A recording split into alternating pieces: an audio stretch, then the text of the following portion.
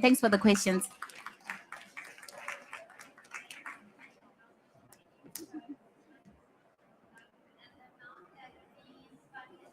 Thank you very much, Pandile. I would like to welcome our next speaker to stage, Gerard Cronje, the CEO of Mascom Water.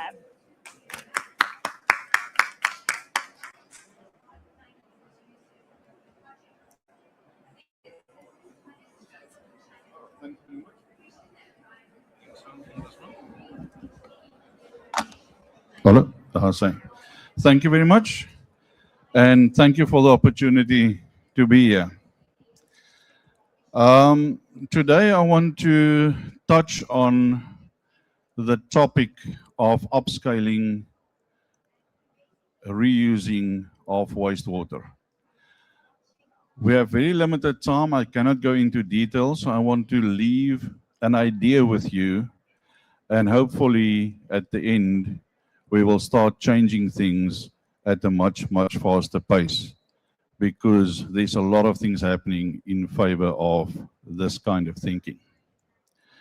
First of all, if we look at the kinds of wastewater that we can reuse, or the categories of wastewater we can reuse, there's regional, and that has very little possibility for scaling, and I'll show you why in the next slides. Then there's urban, or the town or metro network. There's a reasonable possibility for scaling, but the biggest opportunity is in on-site reuse. And as we go through the slides, you will see why. First of all, if we look at the regional system, we've got wastewater from a town or a suburb that goes to a municipal wastewater treatment plant. That is treated at the wastewater treatment plant, and it flows down into a river or a stream. And that river forms part of another system where we catch the water in a dam and we use it again. So why I say there is very little possibility for scaling is because most of that is already in place, unless we build more dams downstream. You will also see the opportunity is it's cheap. You don't need to build infrastructure. The river is already there, unless you build more dams. And you can get up to 100% reuse. So whatever you discharge from there will either be pumped from the river, or it will end up in another dam downstream, and you will then use it from that point onwards.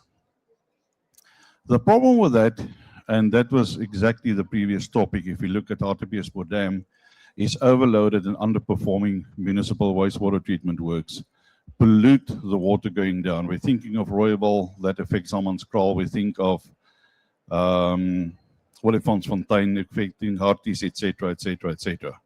So that has become a problem. It wasn't a design problem, but it is now a problem that the quality of water we're getting downstream is problematic. The other problem with that is that it works well inland, but in the coastal regions, it is problematic.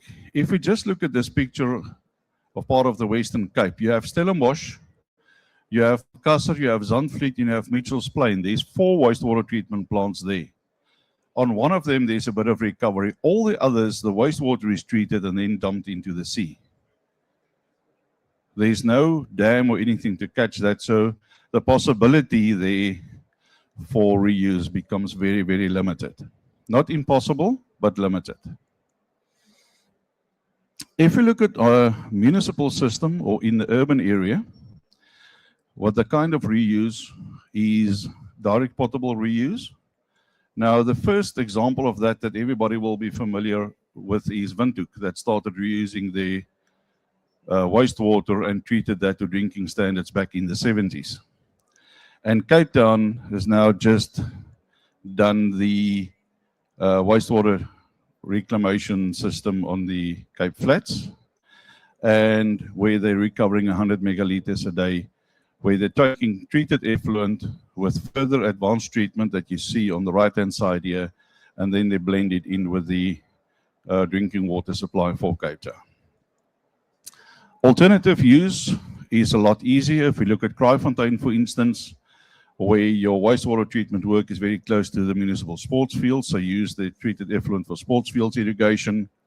You look at Potsdam, that's got a treated effluent line, and that line even extends to the farms in the neighboring areas. So even farms are getting treated effluent from Potsdam. And Belleville South in a similar matter. There's others as well. I cannot mention all the cases here, but that is just to mention a few of the cases. One of the big pros for the city or for any municipality is that they generate additional revenue, because treated effluent, if it is dumped into a river or into the sea, there's no revenue from it. But if you pipe it, you can sell it and they can make more money. For the user, it's a cheap alternative water because it's sold at a lot lower price than drinking water. So if you don't need drinking water for a specific application, this is a very good alternative. And it obviously reduces your potable water demand, and when you reduce potable water demand, you increase your water security, especially in times of drought. The challenges of that is the cost of building a network, and especially extending the networks now, because you've got road crossings, you've got freshwater pumps, you've got electrical cables, and a lot of other services under those roads. So the cost of building that network become prohibitive. Quality of treated effluent, if the municipal system doesn't perform to standards, then you sit with the substandard. And I know in Potsdam that was an issue where some of the farms couldn't use the effluent anymore because of the quality. Then, if you look at on-site reuse, and it comes to the question of multiple smalls. Now, everybody who read this presentation before said to me that multiple smalls, that doesn't make sense. Isn't there a word missing or a typo? I said, no. Multiple smalls comes to the point of how many droplets does it take to form this waterfall? How many small droplets does it take to form this waterfall? And then the question is, can you imagine the impact if we do large-scale implementation of small-scale on-site systems?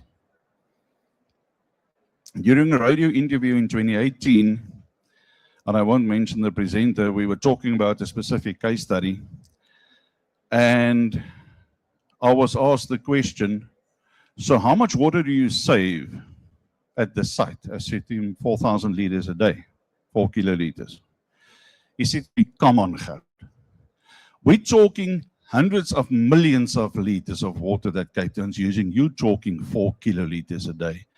And my response was, please show me one site in Cape Town that uses 1 million liters a day. The use is made up of multiple smalls. Every household, every office, every factory, every building, 4 million people living in Cape Town at the time, made up the 800 million liters of water that we used. If we apply the same thinking on the wastewater recycling, imagine what impact we can have. And that is the value of multiple smalls. Now, what kinds of water can be reused? There's grey water, which is not today's topic. Wastewater is your black and grey water. There's often a confusion about this. So that is your toilet, your kitchen, your shower, everything. And then industrial effluent. The industrial effluent is a completely different ball game, and we're not touching on that today. What can the treated effluent be used for? A lot of people ask me, can I drink this? And the answer is yes, you can, provided you do further treatment. And now you need to go to reverse osmosis, membrane systems, whatever the case may be, to get that to drinkable standards. So you go through a first phase of treatment of the wastewater, and then a second phase to get it drinkable, and it becomes costly. It's not undoable, but it becomes costly. Your lower hanging fruit is industrial processes that doesn't require drinking water quality, toilet flushing, irrigation, cleaning of hard landscapes, compaction and dust suppression. We often get that on construction sites, especially on the renewable energy sites, and evaporative cooling. For evaporative cooling, you also need some extra treatment and filtration, but not as extensive as for drinking water. If you look at the pros of on-site treatment, it's increased water resilience. Remember, this is water that you already have on site. And if I talk about water resilience, I'm not only referring to times of drought. I've been in Gauteng where we gave training, but the training center had been without water for 2 days, so you can only keep people there for so long because then they need to leave. That's water resilience I'm talking about. Even in the urban areas, you're not affected by the municipal system delivering or not delivering at the time. Cost saving, on-site treatment is a lot cheaper. You will see that just now. Quick to implement. You don't have to wait for authorities. You don't have to wait for tenders. You don't have to wait for anybody. You can make the decision and you can have the impact and the cost saving that goes with that. And then water resilience links to ensure continuation of operation when council water is off. Exactly the training session I spoke about. If there's no municipal water, at least you can recycle it for ablutions and you know you have water for that. Challenges is capital layout. Not everybody has the cash to implement that. And often lack of bylaws and policies hamper the process because you speak to this person at the municipality, they say this. You speak to that person, they say no, within the same municipality. And we actually have people within municipalities fighting about this. So this is a process that will play out, but for now, that is something we need to keep in mind when we embark on this path. Now, I just want to show you in the next few slides that this is not a new concept. It's not a new thing. It's not a new kid on the block. Already in 2017, Ronald Macunia published a paper on how this can be used for service delivery in areas that don't have municipal services. All the documents, you'll see 4 of them. All these documents, I have them on my laptop. So if you want to read the document, you can contact me and I can email it to you. Also in 2017, the Western Cape government sent a circular to municipalities telling them about the advantages of on-site treatment and asking them to start implementing this and allowing people to do that to enable service delivery and expansion. Development can continue where there is no network, etc. University of Stellenbosch published a paper back in 2020, which is very interesting. They looked at what is the water security for Cape Town looking in the future. They said there are 4 sources of water. The one is the standard dam system that we know. The other one is boreholes that we know. The other one is rainwater harvesting. And the other one is on-site reuse. Remember, Cape Town's effluent goes to the sea. They said reuse makes a big difference. And then they said none of those will solve Cape Town's problems. Only number 5 will save all of Cape Town's problems. What is number 5? Number 5 is a combination of the 4. Note, they left out RO because of the cost. Yet that is something the city is pursuing at the moment. I met the Prof. Jooste after this publication. And we went through what we do as far as on-site treatment is concerned. And he said to me, Gerard, but your model is changing this. Because we were focusing on industrial recycling, and now we can do, with your model, we can do on-site recycling for domestic as well. So it changes the entire model of this document in favor of more recycling. And then we've got UKZN, that's also done some publications. I cannot list all of them, as I said, but that's just some of the, you can see it's been coming on for some time. That way of thinking has been coming on and has gained a lot. Now, this is a lot of text and I don't expect you to read it all. The main thing is that these new regulations in terms of the National Water Act that was promulgated last year, and it says water services authorities may not unreasonably decline a property development to have a water efficient sanitation solution. Very important. Municipalities cannot unreasonably stop on-site reuse. That is in essence what it means. But it goes further to prohibit municipalities from approving bulk user connections or to approve any new developments that will link to their wastewater system unless they have the capacity to deal with additional load.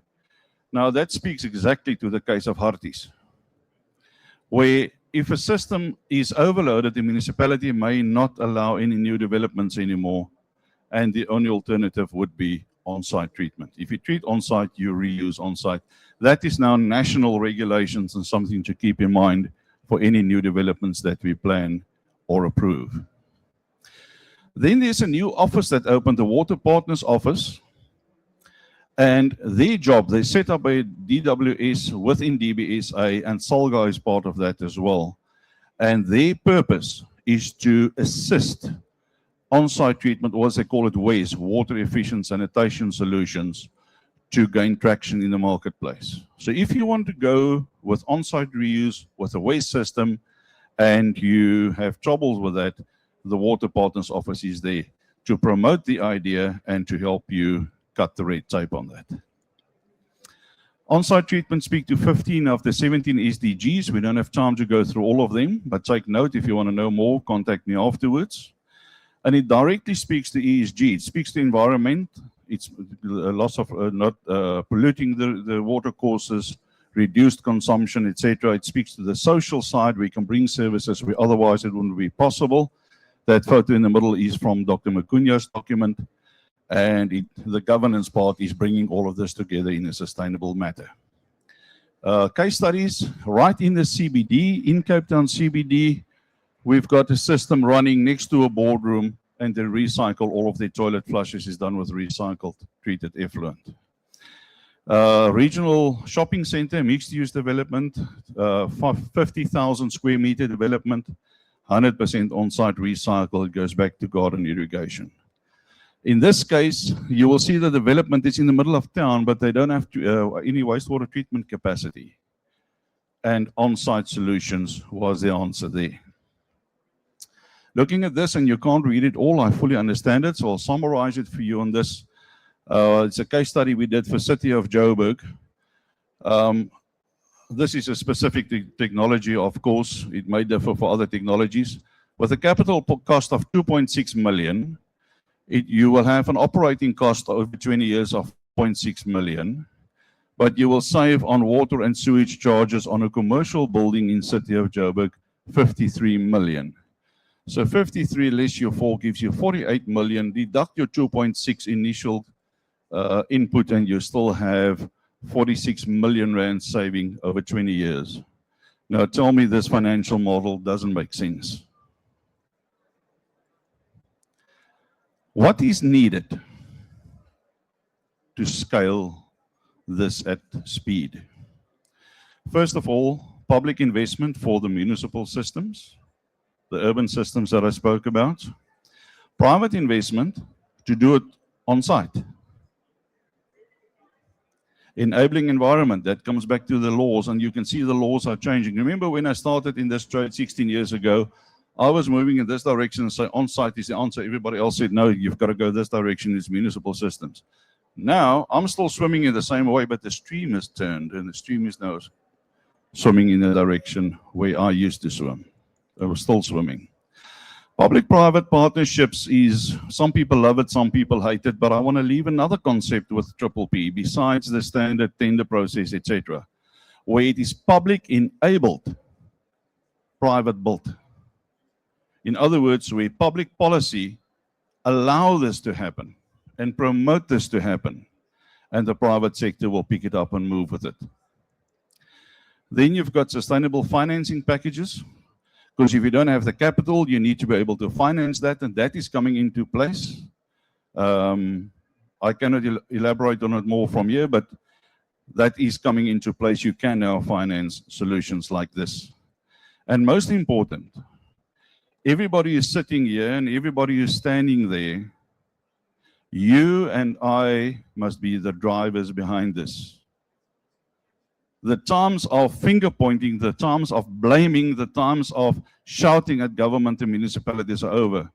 We have laws now that's changing. We have the technology available.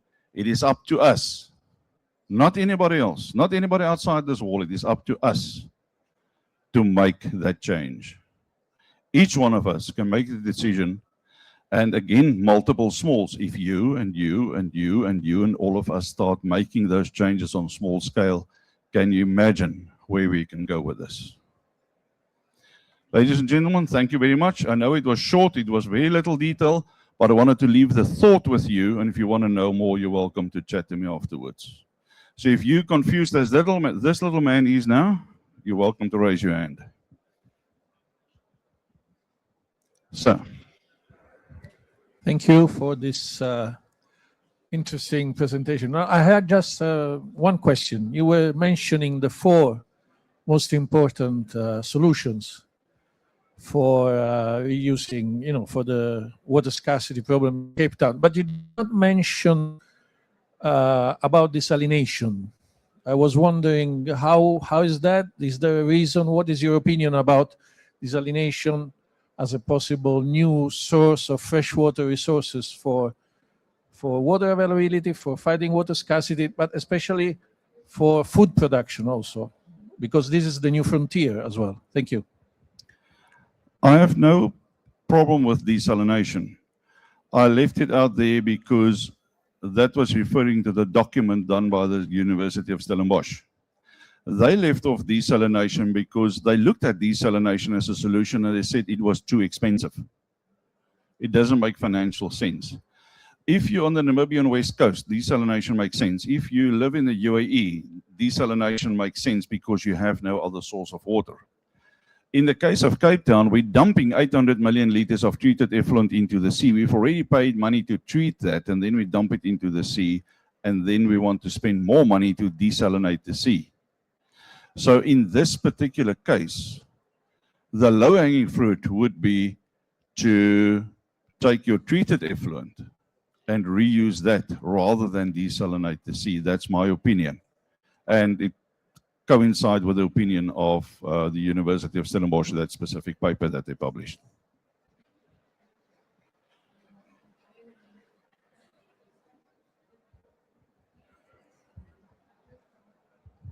Thank you so much for the good presentation. You see, the DWATs, decentralized wastewater treatment plants, have been there for quite a long time, and you mentioned very big impediments to the implementation of this or rolling out of this. I thought maybe you'd give us an approach, a different approach, because for many years, this have been trying to make inroads, they've been trying to penetrate the water sector, but they've been rejected quite a long time. And I think you've shown us the numbers there, the figures are very beautiful. But the other thing is, from the business point of view, what is the model? I am the implementer. What is the model that I'm going to use?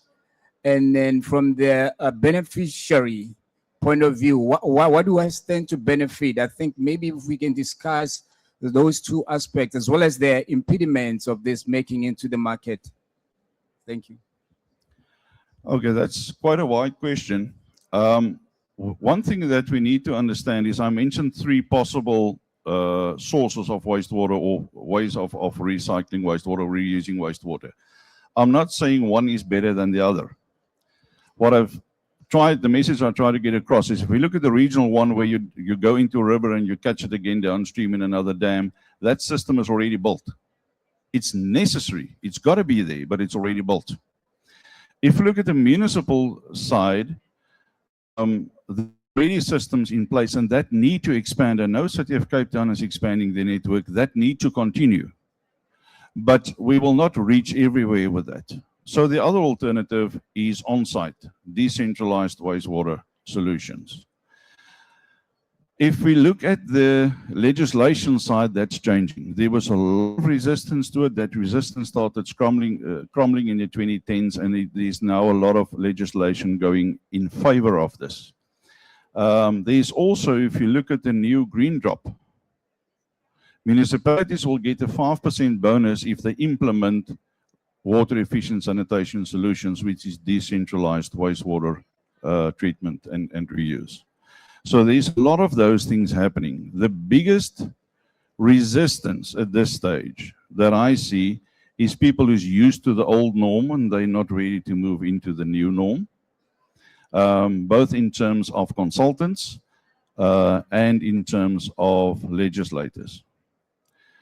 Financially, yes, there's a capital layout to be done, but the banks have come to the party. It's possible that that can be financed.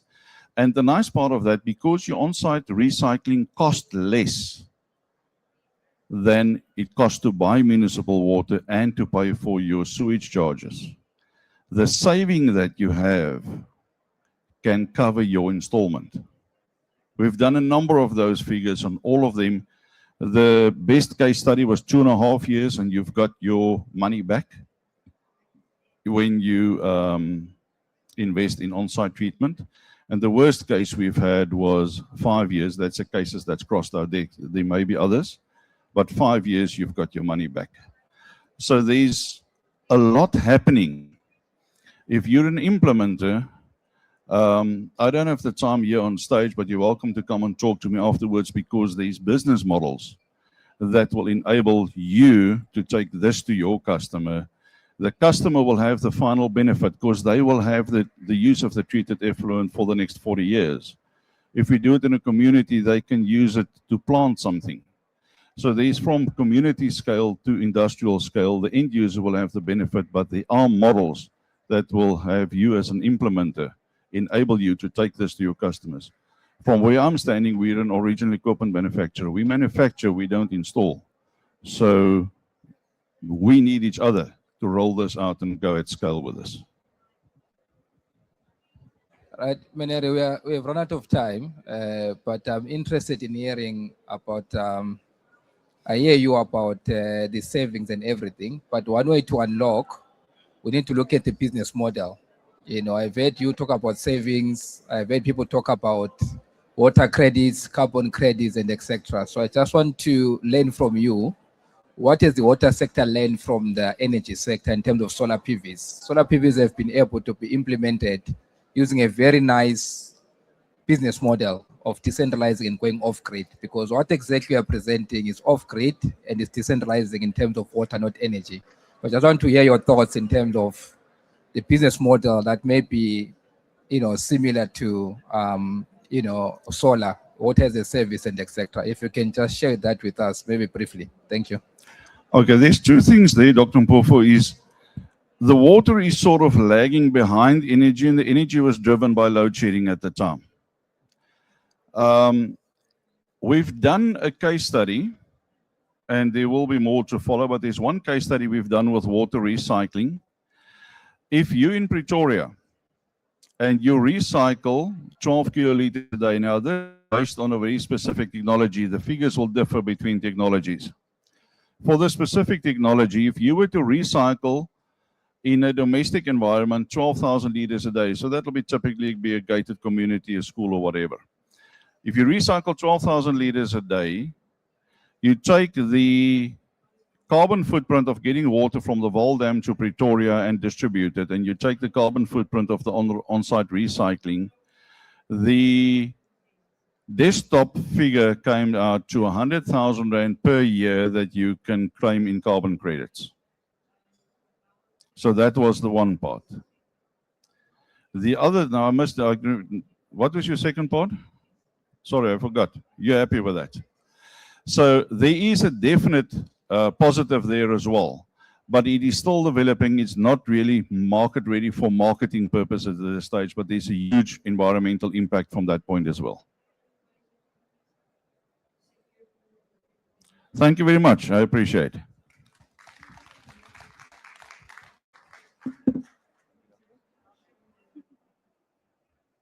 Thank you very Thank you. Thank you very much.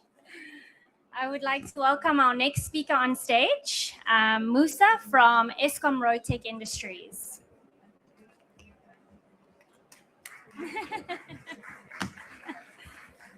What is this? Okay.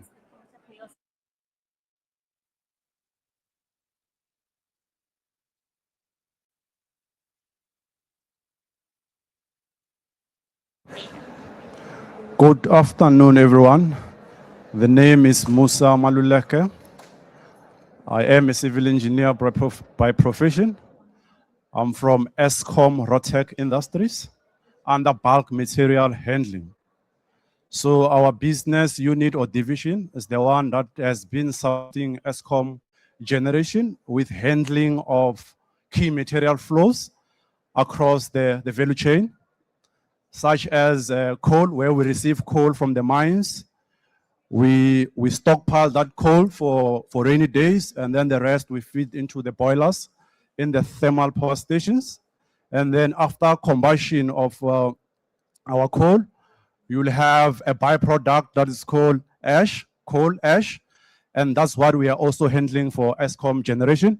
And then in addition to these two elements or two materials that we are handling, we also do bulk water supply for Eskom Generation as well, which is we are involved on the thermal power stations and the peaking power stations where we are handling their raw water supply into their stations. So myself at the moment, I'm involved in the day-to-day operations of our ash storage facilities. So for these contents, I'll only be referring to the wet system, because that's where there's too much water that we need to talk about there. Thank you. Why is managing excess water in our facilities a critical area? In the context of South Africa, you know that South Africa is a water-scarce country. Our rainfall is below average. We have been receiving below average rainfall. Our surface water is unevenly distributed. And then our groundwater also is facing serious threats of contamination. So, and also the growing demand from domestic users. We have growing demand from the agricultural sector and other sectors, which is growing on a daily basis. Every year we are seeing numbers that are going up. So in essence, we are competing with domestic users and other industries as we use this water. So my presentation today is structured in five areas or 5 key areas. The first one will be the sources of this excess water we are facing or having in our ash storage facilities. Why is this excess water a problem? What are the risks associated with this excess water in our facilities? What is it that we are doing at Eskom at the moment? And where I personally believe the industry should be going next. Why is the management of excess water important in South Africa? As I said earlier on, that we are having issues of increased demand of our water from other competitors. For instance, just look at this here. Our power generation, majority of our power, it's coming from thermal station, which is coal, which is water dependent and water intensive, which means if you don't have enough water, there's no way you can produce power in South Africa. So if you look at our tailing facilities, for me, they sit at the intersection between water security and energy security, because without them, in our continent, South Africa, you cannot produce enough electricity if you are not managing your facility very well. And then the other thing that most people don't appreciate when they visit our facilities is the amount of water that each facility holds at a given time. We are holding at an excess of 6 billion liters at any given time, and that's contaminated water already, which you cannot do anything with it. And then now with this change in the climate, we are receiving a lot of rains, because if you look at now in the Mpumalanga region, Gauteng region, Limpopo region, we are still facing a rain, but back in the days, we never had rain around this time. So which means there's so much water that is coming into our facility at the moment. And then our ash handling system is continuously pumping water into the facility.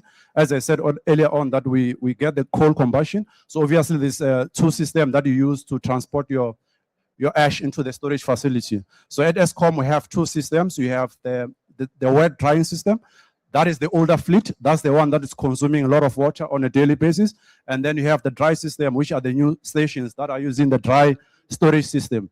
So to give you context, I think one of our biggest consumers of water in our area or in our stations is Matla Power Station. I think are consuming in excess of 100 million liters every day, with 20% of that 100 million ending up in our storage facilities.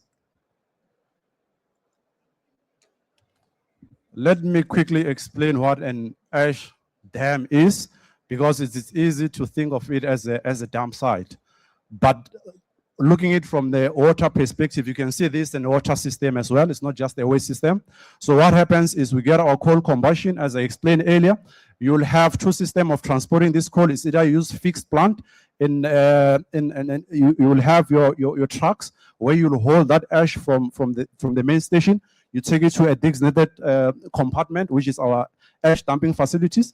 And then on the wet system, you will have to mix that ash with water to form a slurry, and then you pump it into the facility. So you can see there's already water there. So I think in terms of mixing ratio, we are looking at per every ton of ash that we have, you need to use about 5,000 liters of water. So you can see that's big numbers, because on a monthly basis, we are receiving about, let's say, in one station in the excess of 250,000